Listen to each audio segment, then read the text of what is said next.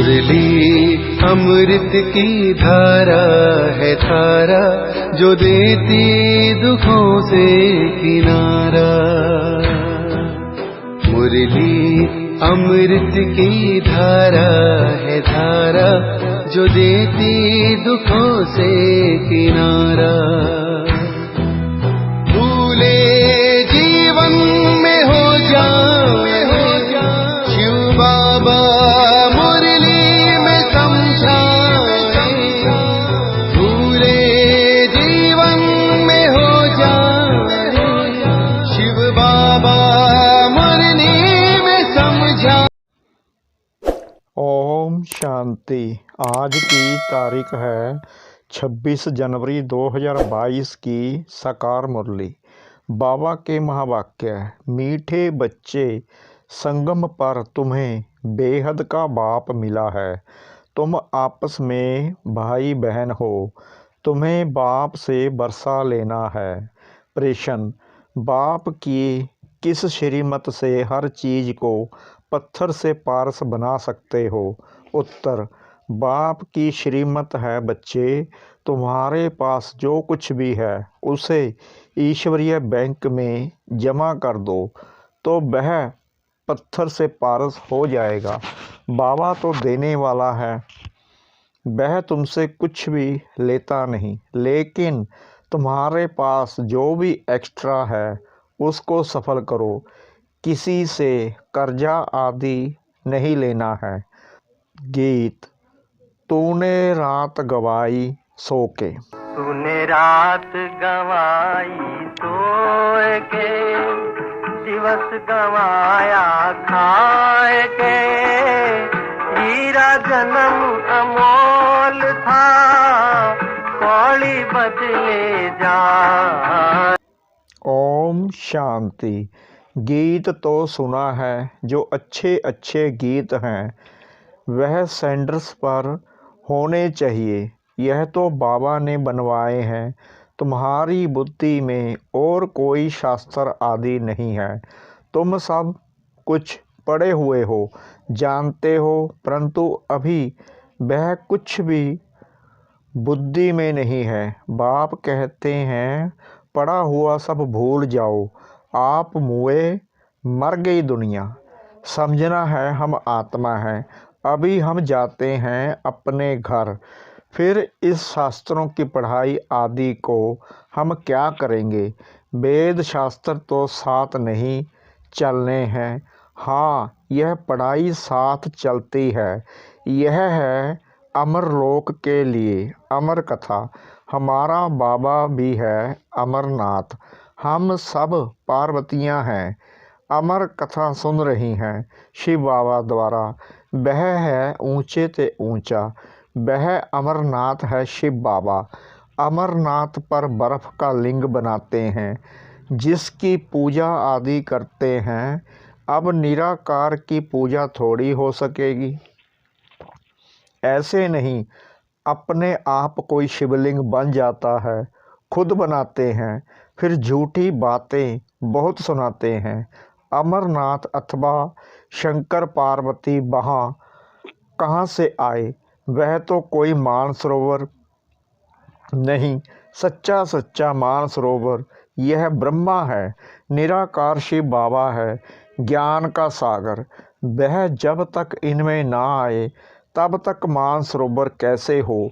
आत्मा में ज्ञान है, परंतु सुनावे कैसे? जब तक मनुष्य तन ना ले तो तुम सब हो ज्ञान मानसरोवर, परंतु नंबरवार पुरुषार्थ अनुसार। कोई बड़ी नदी है, कोई कैनाल है, कोई टुबका है। यह बाबा बैठ समझाते हैं, बच्चे जानते हैं हम हैं ब्रह्म कुमार और ब्रह्म कुमारी। ब्रह्मा का बाप है शिव, यह तो बुद्धि में है ना। हम शिव बाबा के पोत्रे पोत्रियां हैं। यूँ तो शिव बाबा के बच्चे हैं, लेकिन अभी शरीर में आए हैं। वह है निराकार, इसलिए उनके पोत्रे ब्रह्मा के बच्चे और बच्चियां हैं। तो हम भाई बहन ठहरे, सभी को बरसा मिलता है दादे से। तुम यहाँ बैठे हो, जानते हो हम ब्रह्म कुमार कुमारियाँ हैं। शिव बाबा हमारा दादा है। ऐसे जो निश्चय करते हैं उनको कहा जाता है ईश्वरीय औलाद। तुम कहते हो हम ईश्वरीय कुल के हैं, ईश्वर से वर्षा पा रहे हैं। भाई बहन होने के कारण हम विकार में जा नहीं सकते, नहीं तो वह क्रिमिनल असॉल्ट हो जाए, उसको बहुत खराब कहा जाता है। इसलिए बाबा कहते हैं बच्चे खबरदार रहना। भाई बहन कहलाकर फिर अगर विकार में गए तो बहुत कड़ी सज़ा भोगनी पड़ेगी। सतगुरु बाप का निंदक ठोर न पाए। वह गुरु लोग तो बहुत हैं, यह तो एक ही बार सतगुरु मिलते हैं। यह है बेहद का बाप। सतयुग में फिर देवी बाबाएँ मिलेंगे।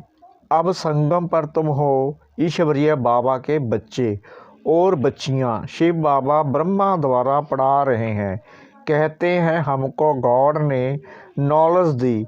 मम्मा है गॉडेस ऑफ नॉलेज, तो ज़रूर चिल्ड्रन भी कहेंगे हम हैं गॉडेस ऑफ नॉलेज। माता पिता नॉलेज दे रहे हैं सृष्टि चक्कर की।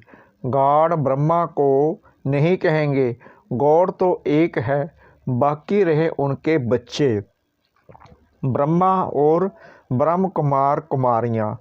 अभी यह ब्रह्मा गॉडेस तो गुप्त है और मम्मा गॉडेस ऑफ नॉलेज तो प्रत्यक्ष है। वास्तव में बच्चे तो तुम ब्रह्मा के ठहरे ना, उनको कहा जाता है गॉड ऑफ नॉलेज। उनको नॉलेज मिली शिव से, फिर भी ब्रह्मा को गॉड नहीं कह सकते। गॉड एक है, तुम जानते हो। कल्प पहले भी जरूर परमपिता परमात्मा ने ब्रह्मा द्वारा सृष्टि रची होगी, तो जरूर पहले पहले ब्राह्मण होंगे। दूसरे जो यज्ञ होते हैं उनमें कोई ऐसा नहीं होता जो वर्षों तक यज्ञ चले, अक्सर करके 7 रोज चलता है। इस यज्ञ को कहा जाता है अविनाशी यज्ञ, अर्थात बहुत समय चलने वाला रुद्र ज्ञान यज्ञ। कितना समय चलने वाला है यह कोई नहीं जानते, अंत तक चलना ही है। इस पुरानी दुनिया की सामग्री स्वाहा होने वाली है और कोई ऐसा रुद्र ज्ञान यज्ञ रच नहीं सकता है। भक्ति मार्ग में फिर इस नाम से छोटे छोटे यज्ञ रचते हैं। कोई रुद्र यज्ञ भी कहते हैं। रुद्र ज्ञान यज्ञ रचेंगे तो वहाँ गीता सुनाएंगे या वेद आदि सुनाएंगे। रुद्र ने तो गीता सुनाई है, परंतु फिर भूल जाते हैं, कृष्ण का नाम कह देते हैं, यह नहीं जानते। रुद्र ज्ञान यज्ञ से सूर्यवंशी चंद्रवंशी डिनाइस्टी बनी। अभी तुम सामने बैठे हो, जरूर शिव बाबा ब्रह्मा बाबा याद पड़ेगा। वह ब्राह्मण लोग तो सिर्फ कह देते हैं हम ब्रह्मा की औलाद हैं, देवताओं की औलाद देवता होंगे, क्षत्रिय की औलाद क्षत्रिय होंगे। वरण तो है ना, इनको कोई जानते नहीं। जब कोई को समझाओ तो बोलो तुम भी बीके हो, प्रजापिता नाम तो है ना। जो पास्ट हुआ है सो फिर जरूर प्रेजेंट होगा ना। गाया हुआ है परमपिता परमात्मा ब्रह्मा मुख कमल से ब्राह्मण और सूर्यवंशी चंद्रवंशी धर्म की स्थापना करते हैं। नहीं तो पूछना चाहिए प्रजापिता ब्रह्मा जो थे वह कहाँ गए, सृष्टि रची होगी तो पहले पहले ब्रह्मा मुख वंशावली ब्राह्मण होंगे। तुम जानते हो हम ब्रह्मा मुख वंशावली ब्राह्मण हैं। मम्मा बाबा कहते हैं, पत्थर लिखते हैं, बोर्ड भी लिखा हुआ है, तुम समझा सकते हो। यह शिव बाबा तुम्हारा क्या लगता है? सर्वव्यापी तो कह ना सके, पिता को सर्वव्यापी थोड़ी कहेंगे। अच्छा भला ब्रह्मा तुम्हारा क्या लगता है? यह जरूर होकर गए हैं, तब तो यादगार बना हुआ है। अब फिर रचना रच रहे हैं तो हमारा बाप ब्रह्मा है। परमपिता परमात्मा ब्रह्मा मुख कमल द्वारा पढ़ा रहे हैं। हम उन द्वारा राजयोग सीखते हैं। तुम भी सीखो तो 21 जन्मों के लिए बाप से वर्षा पाएंगे, नहीं तो नहीं पाएंगे। कोटों में कोई आकर ज्ञान सुनेंगे। जो ब्रह्मा की औलाद 5000 वर्ष पहले बने होंगे, सूर्यवंशी चंद्रवंशी पद पाया होगा, वहीं पाएंगे। अभी तो नहीं है ना, फिर से बनेंगे। बाप आए हैं पतित से पावन, मनुष्य से देवता बनाने, फिर भी ब्रह्मा ही चाहिए। हम बी के अब ईश्वरीय औलाद हैं, ज्ञान रचा है, ब्राह्मण जरूर बनेंगे। ब्राह्मणों की चोटी है ना, परंतु तुमने शायद सदा सुख का वर्षा नहीं लिया होगा, तब मानते नहीं हो। इतने सब ढेर बीके हैं, वृद्धि होती ही रहेगी। अभी तुम बाप दादा की याद में परम पिता परमात्मा के सम्मुख बैठे हो। इसको कहा जाता है ओमनी प्रेजेंट। हजूर तो अभी हाजिर है ना। क्या करते हैं? जरूर कर्म करते होंगे। कर्म अकर्म विकर्म का राज समझा रहे हैं। सम्मुख परमात्मा ही मनुष्य सृष्टि का बीज रूप है, जिसमें सारे सृष्टि के आदि मध्य अंत का ज्ञान है। वह नॉलेजफुल है। ऐसे नहीं कि हर एक मनुष्य की बुद्धि में क्या है वह जानेंगे नहीं। बाप कहते हैं मैं आकर तुम बच्चों को राजयोग और ज्ञान सिखलाता हूँ, जिस योग लगाने से तुम पावन बन जाएंगे और इस सृष्टि चक्कर को समझने से प्योरिटी का ताज और रतन जड़ित ताज आ जाएगा। इसको अविनाशी ज्ञान रतन कहते हैं। योग से हेल्थ, ज्ञान से वेल्थ मिलती है। हेल्थ वेल्थ है तो हैप्पीनेस भी है। तुमको हेल्थ वेल्थ हैप्पी सब कुछ मिलता है। योग से विक्रम विनाश हो और लाइट का ताज आ जाएगा। देवताएं एवर हेल्दी वेल्दी रहते हैं, सब दर्शन चक्रधारी बनते हैं और ज्ञान रत्न धारण करते हैं, जिससे तुम वेल्दी बन जाएंगे। इसको ही नेचर क्योर कहा जाता है। आत्मा पवित्र हो गई, फिर शरीर भी पवित्र मिलेगा। उनको कहा जाता है देवता। पवित्र भी हैं तो हेल्दी वेल्दी भी हैं। सतयुग में भारतवासियों की आयु 150 वर्ष थी। अभी तो भोगी बन गए हैं तो अकाले मृत्यु हो जाता है। वह थी पवित्र दुनिया, यह है अपवित्र दुनिया।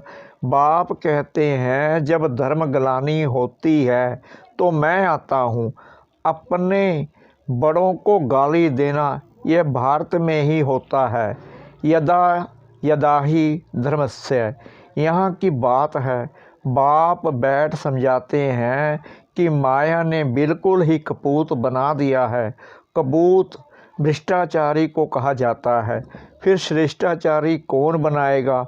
नई दुनिया श्रेष्ठाचारी है, नई सो पुरानी जरूर बनती है। पुरानी जड़ी भूत जरूर होती है। हर चीज़ ऐसे होती है, सब कुछ ख़त्म होना ही है।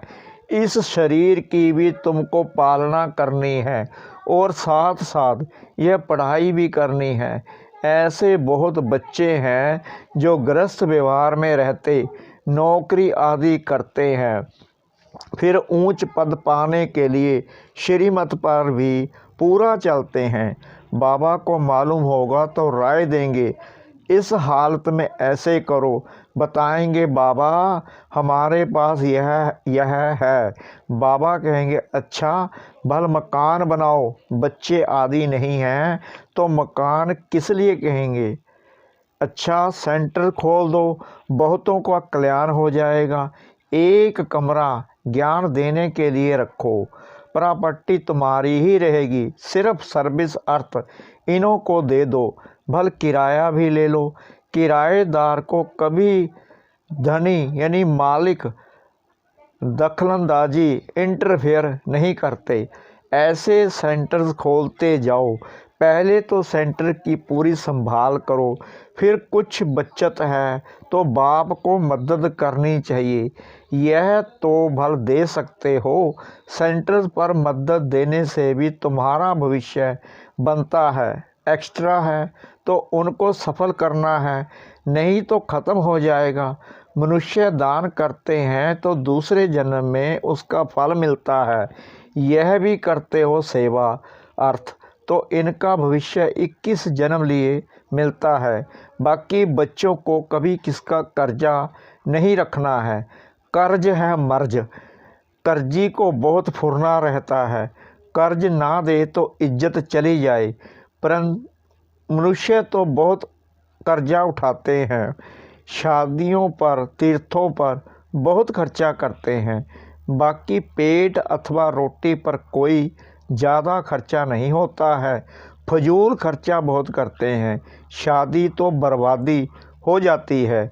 गरीब थोड़े पैसे से ही काम चलाते हैं। तुम भी बाप की राय लेते चलो। कोई भी खराब आदत, बहुत चाय पीना, सिगरेट पीना, यह कोई आदत नहीं होनी चाहिए। श्रीमत पर चलना चाहिए। मनुष्य पैसा इकट्ठा करते हैं। तुम्हारी यह है नंबर 1 बैंक। इसमें 4 आना डालो तो भविष्य में हीरा बन जाएगा। पत्थर से सोना बन जाता है।